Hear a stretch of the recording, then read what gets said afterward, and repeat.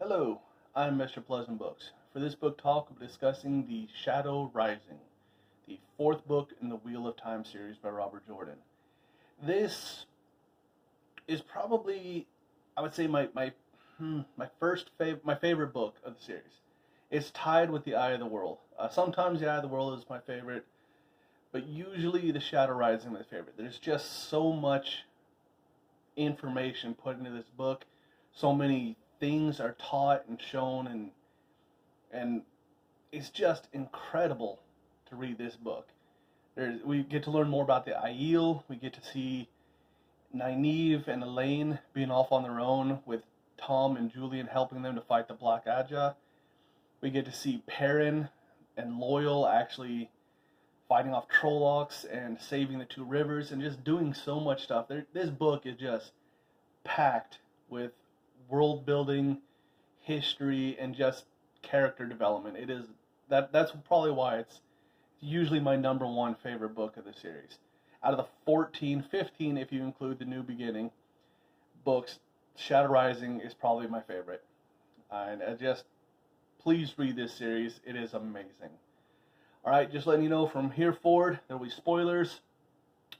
You've been warned. So, welcome back. So, The Shadow Rising.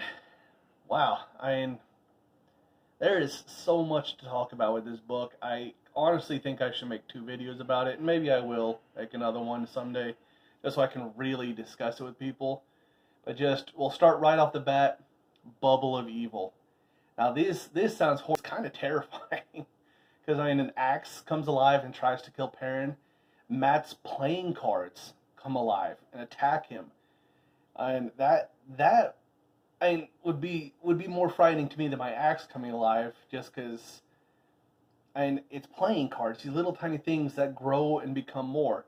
Although what happened to Rand is probably the worst, and since he's the strongest ta'veren, it makes sense that it would be the worst that happens to him, that his own reflections attack him.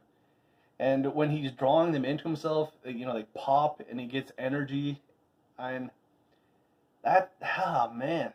Think of a horror movie. That is awful. What's worse, it only happens to them.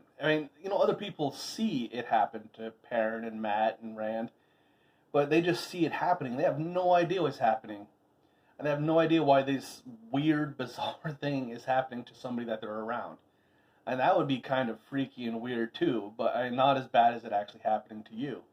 But it's this bubble of evil that I feel helped Perrin at least break away from Rand.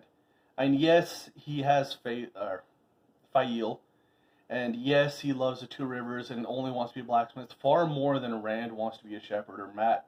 Matt doesn't even want to go back to the two rivers, and maybe eventually, but he's happy gambling and being in the city.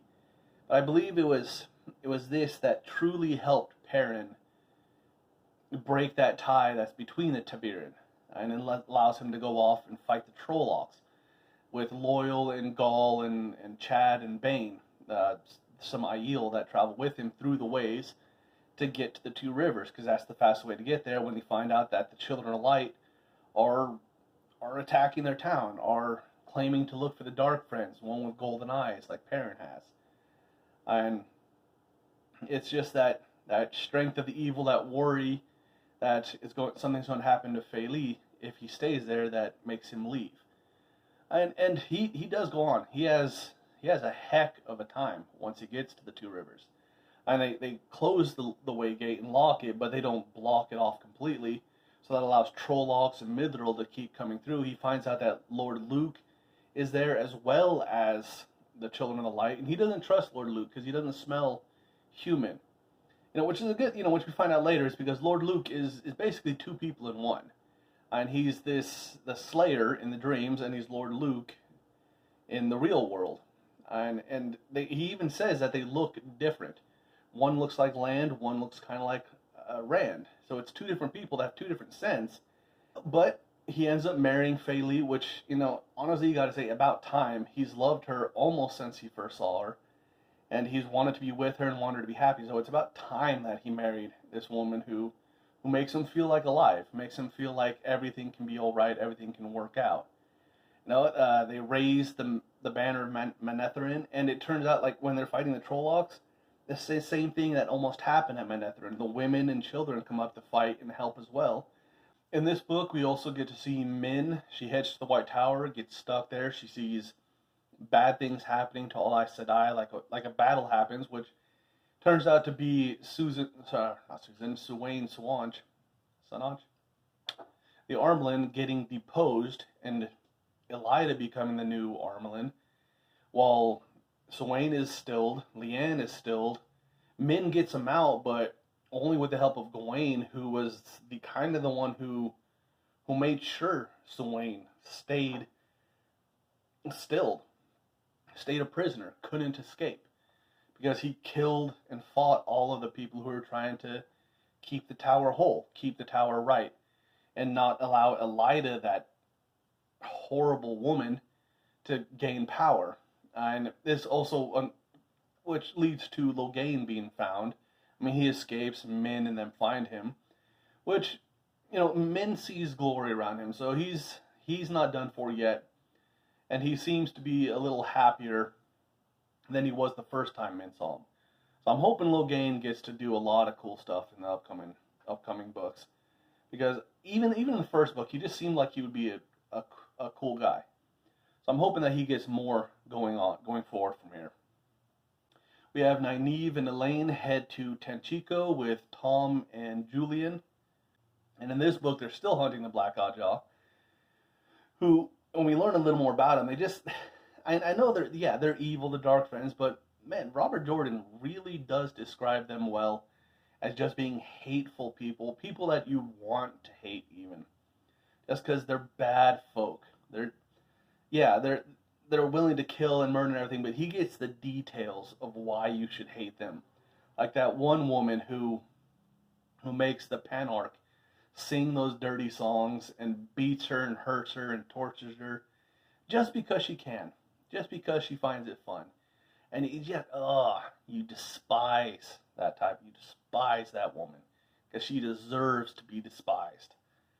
And then we also find out that one of the Forsaken, Moghedin, I believe is how you pronounce it, is there with the Black Ajah. I mean, the Black Ajah doesn't know that she's there, but she's there. She pretends to be a serving lady in their house. She travels through World of Dreams. She fights Nyneave, and this is where we find out that Nyneave is just as strong as she is.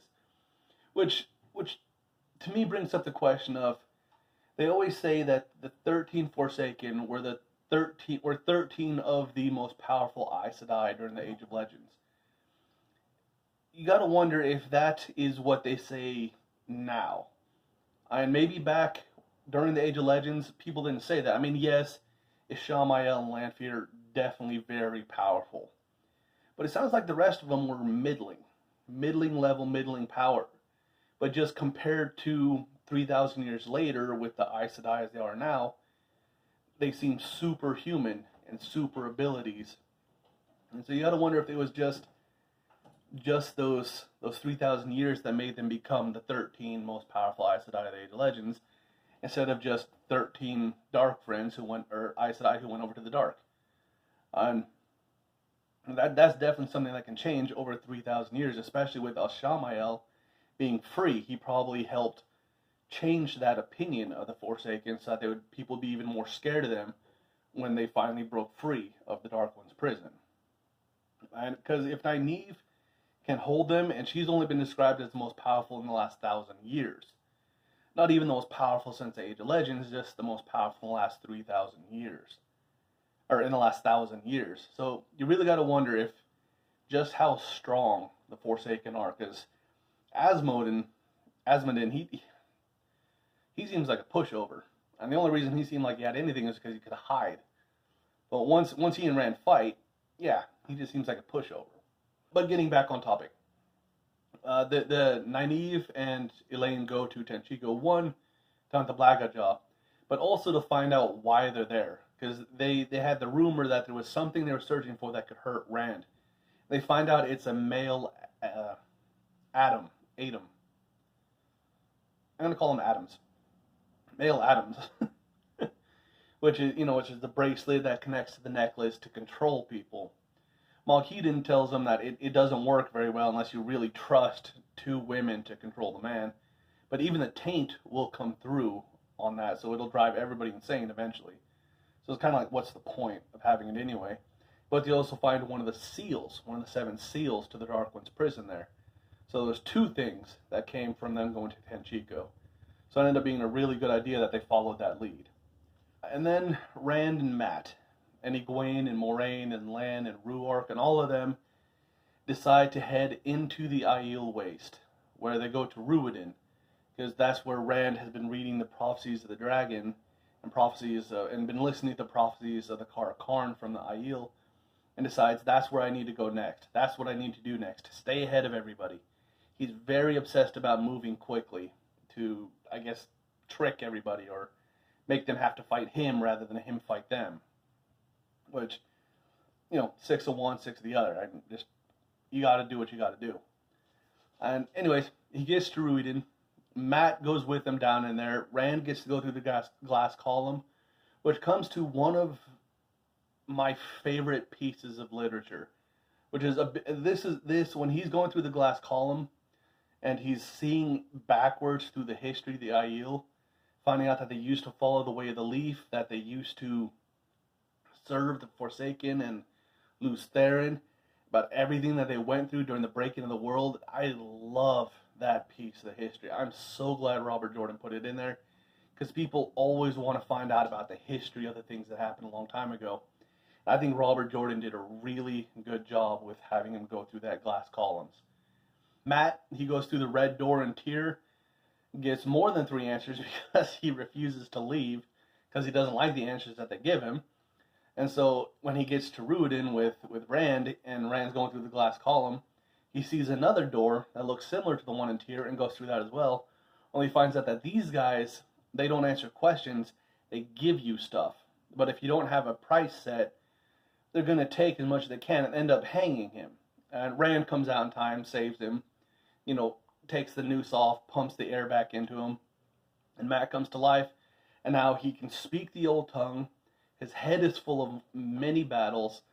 He's got a medallion that protects him from the one power, and he's got a spear sword that helps him fight really, really well. We also find that it's been 7 days that they were in Ruidin. You gotta wonder if Mat definitely didn't spend 7 days in that door. So you gotta wonder if time changed when they walked through that fog to make it last 7 days to everyone else, but only a few hours, maybe 1 day for them. It's because there's weavings around the fog, so it's just at Ruidin. There's just so many questions about Ruidin that I don't know if they ever get answered. But when Rand and Mat leave, Rand comes with the Dawn. He is now the Karn of the Aiel, but only some of the Aiel accept this. There's one, Couladin, who does not accept it at all. He hates Rand, because Rand looks like a wetlander. And when they get to the theater to talk to everybody, Couladin shows double dragons on his arms as well as Rand. But the chiefs all back Rand because Rand actually tells them what he saw in the glass columns, whereas Couladin doesn't. And so that's where it comes, where he's going to draw all the Aiel together and break them apart. When he tells them the truth, that they used to be followers of the way of the leaf. It breaks some of the Aiel. And they even say it when he comes back after fighting Asmodin and getting Asmodin as his teacher to show him how to use the one power. Somebody from the Age of Legends can teach him. The chiefs say, some of our people have left because they can't handle what you told them. They even threw down their spears. And so I think that's going to be a big thing for the rest of the series, is all these Aiel who are going to have to decide whether they're going to keep being the warrior class or whether they're going to try to follow the way of the leaf again and go back to what they truly were, what they were before they broke their promise to the Aes Sedai and became the warriors and stopped looking after all of the stuff that they were given to care for, including the Tree of Life. And that's definitely going to break some of the Aiel. And it's not going to help that Couladin is going to be leading the rest, the ones who don't want to follow Rand, who want to follow this man who's telling them they were glorious and warriors forever. So, and that's definitely going to come to a head at some point. And Couladin, he just seems like a spoiled child. And just like a little punk kid who's whose parents didn't spank him enough, didn't teach him to be proper adult. They just let him do whatever he wanted. Last thing that I didn't realize until this read through, but the taint is always there with the one power that Rand draws. See, because I always thought that in order to draw the one power, he had to go through the taint. That's how it washed on him. It just, every time he touched the power, he had to step through it, like reaching through a greasy, like the greasy surface of a puddle. But in this book, it says that when he's drawing on the one power, the taint is there flowing through him as well. When he grabs that sangreal to get even more than one power, the taint matches that burst. So when he's using an angreal or sangreal and drawing in more of the power, he's also drawing in more of the taint. And so that I think is what makes the men go insane. That's why some go insane really fast, some go insane really slow.